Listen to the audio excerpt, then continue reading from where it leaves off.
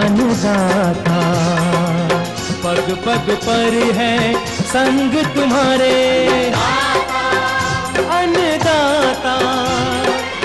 लहू किसानों का बन के पसीना सींचता है धरती का सीना। मेहनत का तेरी हक दिलवाने, नई तकनीक नई खोज बताने। पशुधन को गुणवान बनाना, पौध सुरक्षा को सिखलाना, खेती के सब गुर समझाने, भारत का सरताज बनाने। आठों पहर है संग तुम्हारे अन्नदाता अन्नदाता। नमस्कार, मैं शालिनी आप सभी दर्शकों का अन्नदाता कार्यक्रम में स्वागत करती हूं। हर रोज की तरह आज भी हम कार्यक्रम में लेकर के आए हैं खेती बाड़ी से जुड़ी हुई बहुत सी लाभकारी जानकारियां। तो चलिए सबसे पहले देखते हैं क्या है विशेष आपके लिए आज के कार्यक्रम में। हरी मिर्च की फसल खेती एक किसान का अनुभव।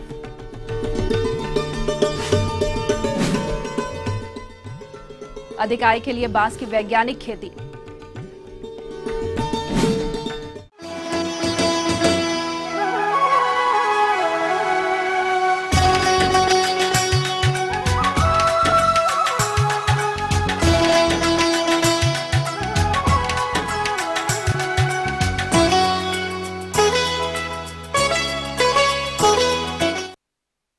किसान भाइयों, हरी मिर्च की मांग वर्ष भर बाजार में बनी रहती है। इसी कारण बहुत से किसान भाई इसकी खेती तीनों ही मौसम में करते हैं। हमारे बीच जिला रांची के प्रगतिशील कृषक बैजनाथ महतो मौजूद हैं, जो कि मल्च और ड्रिप लगाकर मिर्च की खेती करते हैं और इस फसल से प्रति एकड़ अच्छा उत्पादन लेकर प्रति एकड़ से अच्छी आय भी ले रहे हैं। तो किसान भाइयों, आइए मिलते हैं उनसे और जानते हैं मिर्च की खेती में उनके अनुभवों को।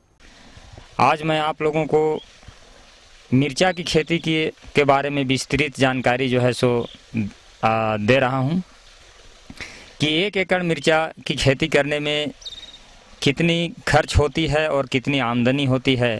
तो किसान बंधुओं, मिर्चा की खेती करने के लिए बेड बनाने में करीब करीब जो है सो 2 से 3 हज़ार रुपये बेड बनाने में खर्च होता है। इसके अलावा मल्चिंग एक बहुत बड़ी जो है सो अभी हम लोग जो है सो मल्चिंग में खेती करते हैं, तो मल्चिंग में खर्च जो है सो आता है। तो करीब करीब समझिए कि 20,000 के आसपास मल्चिंग में भी खर्च जो है सो 1 एकड़ में हो जाता है। नर्सरी में 5,000 हो जाता है खर्च, बेसल डोज करीब 50 से 55 हज़ार, और करीब करीब फर्टिगेशन भी जो है सो है, बीच बीच में फर्टिगेशन भी करना पड़ता है, तो फर्टिगेशन में भी करीब करीब 10,000 रुपया खर्च आ जाता है। दवा में करीब करीब केवल दवा स्प्रे में करीब 30,000 रुपया खर्च आ जाता है। बेड बनाने में भी लगभग 3 से 4 हज़ार रुपया लग जाता है, और ट्रैक्टर जुताई में भी करीब करीब समझिए कि 2, 3, 4 बार जुताई होता है, लगभग 5,000 रुपया जुताई में भी खर्च हो जाता है। लगभग तुड़ाई में भी 50,000 रुपया खर्च हो जाता है, और दवा देने में भी कुछ जो है सो लेबर लगता है। तो इस तरह से कुल मिलाकर करीब करीब समझिए कि 1,50,000 से 60,000 रुपये ऐसा ही जो है सो खर्च जो है सो हो जाता है। इसके अलावा ट्रांसपोर्टेशन का जो है सो खर्च है। तो कुल मिला के सभी खर्चा को अगर यदि जोड़ा जाए तो करीब करीब खर्च जो है सो लगभग 1,50,000 से 1,60,000 रुपया जो है सो खर्च जो है सो होता है मिर्चा की खेती में। अब रही कि अब आमदनी कितनी होती है, तो लगभग 1 एकड़ मिर्चा की खेती करने में अगर आप सही ढंग से मिर्चा की खेती करते हैं तो लगभग समझिए कि आप 30 टन मिर्चा में जो है सो उत्पादन ले सकते हैं कम से कम। तो 30 टन में करीब करीब समझिए कि अगर उसका एवरेज निकाला जाए, अगर आप मिर्चा 20 रुपये भी बेचते हैं तो करीब करीब समझिए कि 4.5 लाख रुपया का आप मिर्चा जो है सो 1 एकड़ से आप निकाल सकते हैं। 4.5 लाख रुपया का मिर्चा, अगर उसमें 1,50,000 से 1,60,000, 1,70,000 जो खर्च हम है अगर उसे घटा दिया जाए तो करीब करीब समझिए कि सूद मुनाफा 2,80,000 रुपया जो है सो होता है। 2,80,000 को भी हटा दीजिए तो सूद मुनाफा कम से कम 1 एकड़ मिर्चा की खेती में 2.5 लाख रुपया से कम सूद मुनाफा नहीं हो सकता है। यह जो है सो सत्य है कि अगर यदि आप सही ढंग से अगर यदि मिर्चा का खेती करते हैं और समय समय पर मिर्चा का रख रखाव और मिर्चा में दवा का स्प्रे फर्टिगेशन का इस्तेमाल अगर यदि आप करते हैं तो आप जो है सो 2.5 लाख रुपया 1 एकड़ मिर्चा का खेती करके जो है सो आप शुद्ध मुनाफा जो है सो कमा सकते हैं।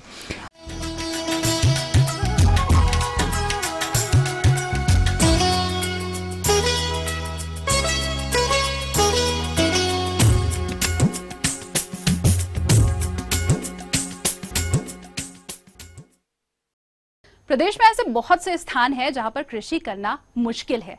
ऐसी स्थिति में किसान इन क्षेत्रों में वानिकी पौधे लगा करके अच्छी आय प्राप्त कर सकते हैं। और अगर बांस की खेती की बात की जाए तो अभी इसकी पौध रोपाई का उपयुक्त समय चल रहा है। तो किसान भाइयों, आप बांस की खेती किस प्रकार से करें, इस विषय पर जानकारी दे रही हैं एक कृषि वैज्ञानिका डॉक्टर अंजलि अग्रवाल। इसके बारे में मैं आपको बताना चाहूँगी कि बांस की पूरे हमारे भारतवर्ष में करीब 136 प्रजातियां पाई जाती हैं। डेंड्रोकैलेमस एस्पर, जो कि एक मीठा बांस भी कहते हैं और एक खाने के लिए भी उपयुक्त प्रजाति है, उसका सूक्ष्म प्रवर्धन विधि द्वारा उत्पादन किया जा रहा है।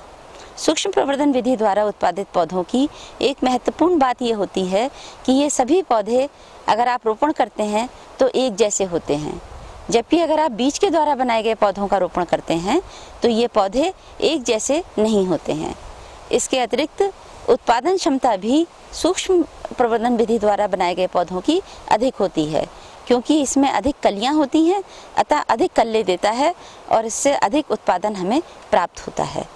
ये पौधे लगभग 1.5 से 2 फीट के पौधे जो कि थैली में लगे होते हैं, वो किसान भाइयों को उपलब्ध कराते हैं। उनका सीधे जाके रोपण प्रक्षेत्रों में किया जा सकता है।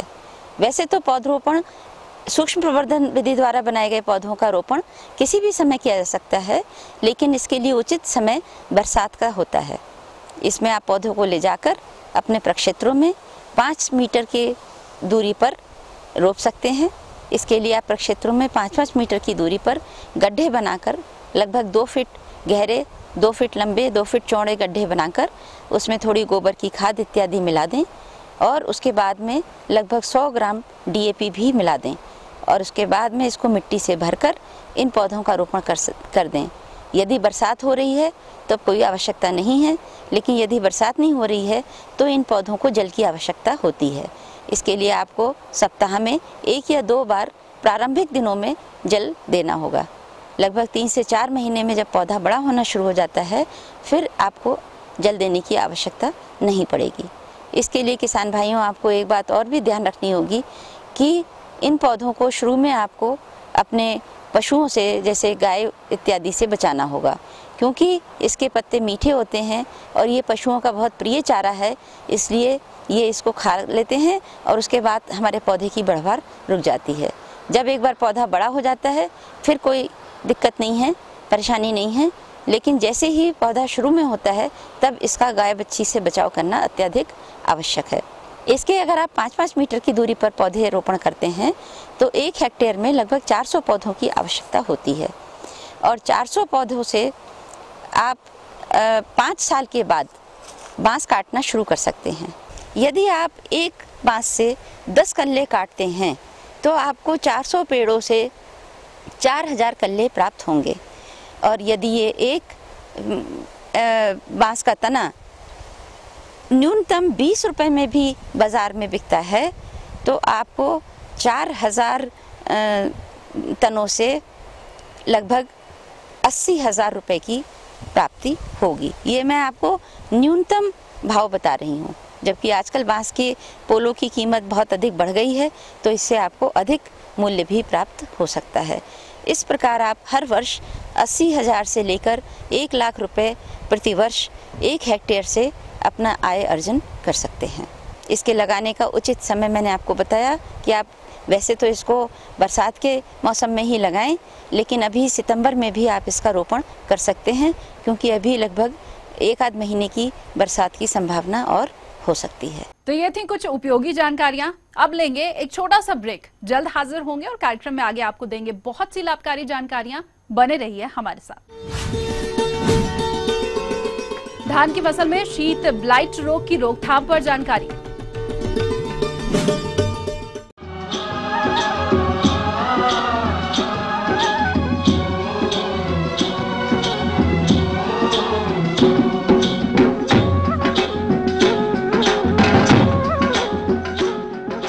ब्रेक के बाद एक बार फिर से आप सभी दर्शकों का अन्नदाता कार्यक्रम में स्वागत है। बढ़ते हैं अगली प्रस्तुति की ओर।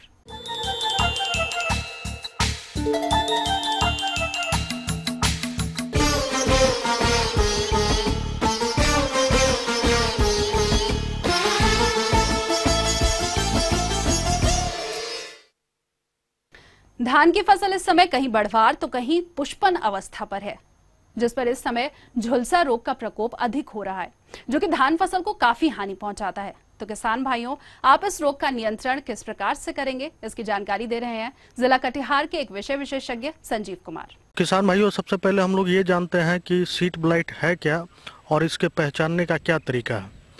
सीड ब्लाइट का पहचानने का सबसे आसान और सरल तरीका यह है कि आप जब देखेंगे कि आपकी धान की फसल जब भूरा भूरा धब्बा होना शुरू हो जाता है, जो कि पहले शुरू में 1 या 1.5 सेंटीमीटर का होता है, बाद में ये अंडाकार धब्बा धीरे धीरे बड़ा होने लगता है और ये अंडाकार धब्बा के केंद्र में भूरा भूरा भी स्पॉट टाइप का धब्बा होने लगता है। 5 से 7 दिन बाद देखेंगे ये धब्बा धीरे धीरे फैल करके ये पूरा ऊपर वाले पत्ते पर फैलने लगता है और एक पट्टीनुमा स्ट्रक्चर, भूरा उजला एक पट्टीनुमा स्ट्रक्चर बन जाता है, जिसके कारण एक बैंडेड टाइप का आपको नज़र आने लगेगा। जब ये बीमारी सीवियर इन्फेक्शन के केस में आता है तो धान का पत्ता, जो पुराना पत्ता होता है और जो निकलने वाला पत्ता होता है, वो आप देखेंगे पीला पीला होके एकदम जैसे झुलस जाता है, वो वैसे झुलस जाएगा और इससे आपका जो दाना बनने की प्रक्रिया होती है उसमें भी बाधित होती है और दाना बनेगा भी तो काला काला उसमें धब्बा हो जाता है, जिसके कारण आपको बाज़ार में अच्छा मूल्य नहीं मिलता है।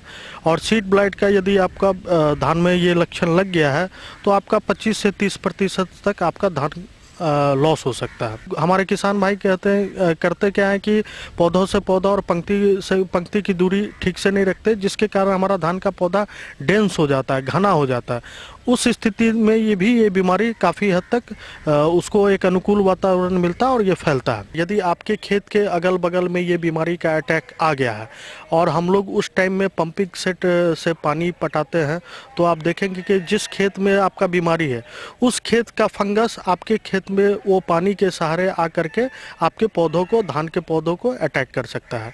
तो इस बात का भी ध्यान में रखें कि जो अगल बगल वाले रोग ग्रसित खेत है वहाँ से पानी का सोर्स ना आवे, उसको बंद करें।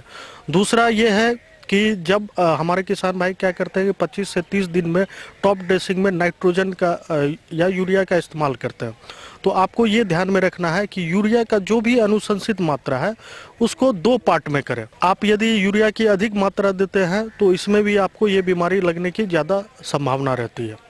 जब 90 से 95% उच्च आर्द्रता होती है, हाई ह्यूमिडिटी रहती है और आपका टेम्परेचर 25 से 35 डिग्री तक हो रहता है, तो ये बीमारी रखने की प्रबल संभावना होती है। यदि आपके खेत में सीड ब्लाइट का लक्षण दिख गया है तो उसमें अवतार नाम की दवाई है जिसमें जाइनेब और हेक्साकोनाजोल है। 2.5 ग्राम प्रति लीटर पानी के हिसाब से उसका घोल बना लें और इस केमिकल का उपयोग करें, क्योंकि फंगस का स्पोर्स जो होता है वो प्लांट डेब्रीज और घास फूस पर उसका रहने का घर होता है, तो आप उसका प्रॉपर सैनिटेशन करें और प्रॉपर उसका सफाई रखें। खेत के आसपास में जो प्लांट डेब्रीज है, जो सड़े गले प्लांट के अवशेष है, उनको नहीं रहने दें। और यदि बार बार जिस खेत में सीड ब्लाइट का बीमारी आ रहा है उसके लिए जो रोग रहित प्रजाति है, जैसे मानसरोवर है, पंकज है इत्यादि धान का बीज लगाए। इस सब बातों का आप ध्यान में रख के सीड ब्लाइट पर आप नियंत्रण पा सकते हैं और आप अत्यधिक मुनाफा कमा सकते हैं। आगे और भी हैं कुछ रोचक जानकारियां, पर यहाँ पर रुकेंगे। एक और कमर्शियल ब्रेक के लिए जल्द हाजिर होंगे।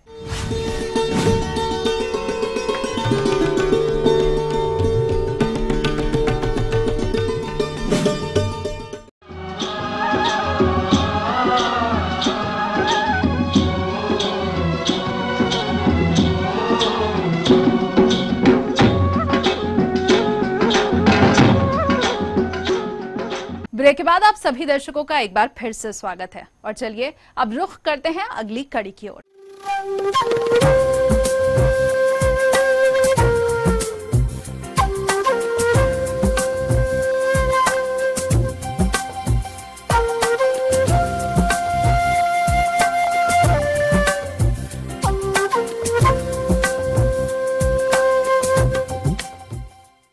मौसम के अनुसार प्रबंधनों पर ही टिकी है आपकी खेतीबाड़ी, इसीलिए मौसम पूर्वानुमान और उस पर आधारित साप्ताहिक कृषि सलाह इस प्रकार है। भारत मौसम विभाग, ग्रामीण कृषि मौसम सेवा, बिरसा कृषि विश्वविद्यालय रांची तथा राजेंद्र कृषि विश्वविद्यालय पूसा समस्तीपुर द्वारा भेजे गए मौसम पूर्वानुमान के आधार पर किसान भाइयों को सलाह दी जाती है कि धान की फसल से खरपतवार निकालकर प्रति हेक्टेयर 20 किलोग्राम नत्रजन का उपरिवेशन करना लाभकारी रहेगा। धान की फसल में तना छेदक तथा पत्ती लपेटक कीट के प्रकोप से बचाव हेतु काटाप हाइड्रोक्लोराइड दानेदार दवा का 10 किलोग्राम प्रति एकड़ की दर से यूरिया में मिलाकर व्यवहार करें। आगात बोई गई धान की फसल में गंदी बग कीट के शिशु एवं प्रौढ़ दोनों शुरुआत में कोमल पत्तियों एवं तनों का रस चूसकर पौधों को कमजोर कर देती हैं। इसके नियंत्रण के लिए 10% फॉलीडाल धूल का प्रति हेक्टेयर 10 से 15 किलोग्राम की दर से बुरकाव 8 बजे सुबह से पहले अथवा 5 बजे शाम के बाद अवश्य कर लें। बैगन की फसल में तना एवं फल छेदक कीट की शुरुआती रोकथाम के लिए तो स्पाइनोसाट 48 EC की 1 मिलीलीटर मात्रा का 4 लीटर पानी में घोल बनाकर छिड़काव करें। उड़द और मूंग की फसल में पीला मोज़ेक वायरस से ग्रस्त पौधों को उखाड़कर नष्ट कर दें।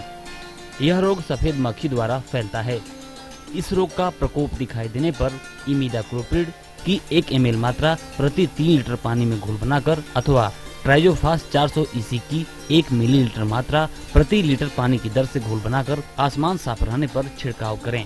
मध्यम जमीन और खाली पड़े खेतों में रबी फसलों की बुआई करें। तोरिया की बुआई हेतु इसकी उन्नत प्रजातियां इस प्रकार है।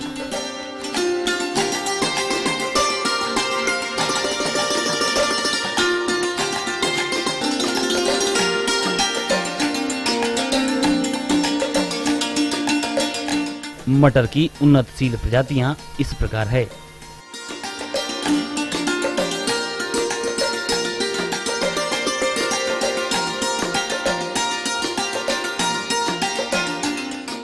अगेती आलू की उन्नत प्रजातियां इस प्रकार है।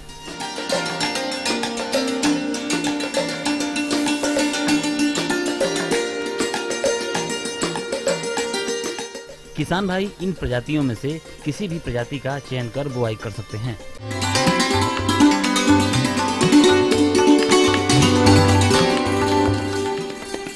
अन्नदाता हेल्पलाइन निशुल्क फोन संपर्क सेवा के माध्यम से आपके द्वारा पूछे गए प्रश्नों में से एक या फिर 2 महत्वपूर्ण प्रश्नों को हम अपने कार्यक्रम में शामिल करते हैं और इसी के तहत आज का चयनित प्रश्न और उसका जवाब इस प्रकार है। बिरसा, जिला रांची से गोपाल कुमार जी, आप बैगन की फसल में पर्ण कुंचन रोग के नियंत्रण पर जानकारी चाहते हैं तो गोपाल कुमार जी आपकी जानकारी हेतु प्रस्तुत है कार्यक्रम का यह अंश।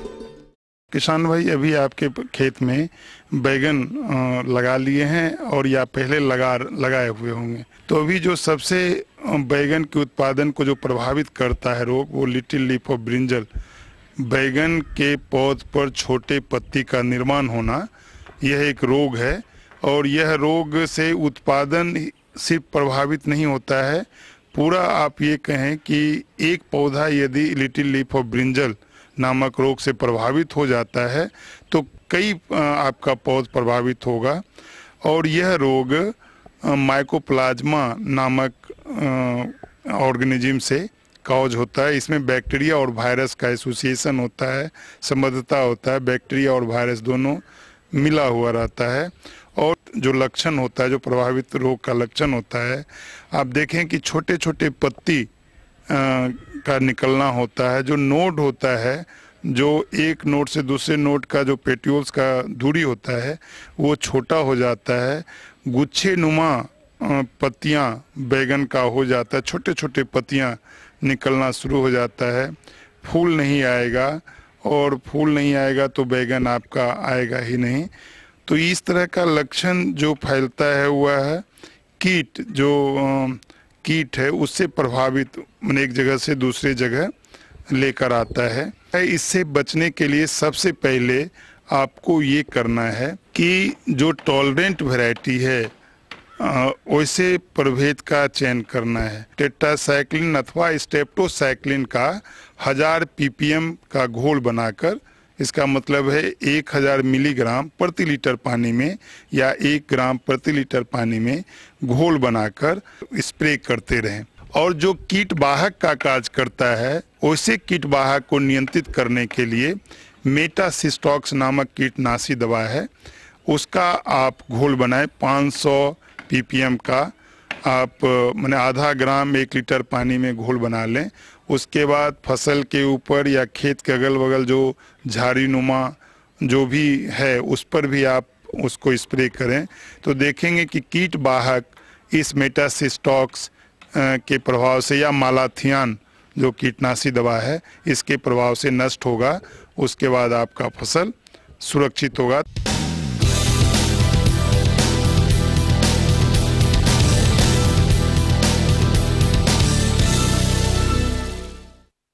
राज्य की विभिन्न मंडियों में कृषि उत्पादों के चढ़ते उतरते बाजार भाव की संक्षिप्त जानकारी इस प्रकार है।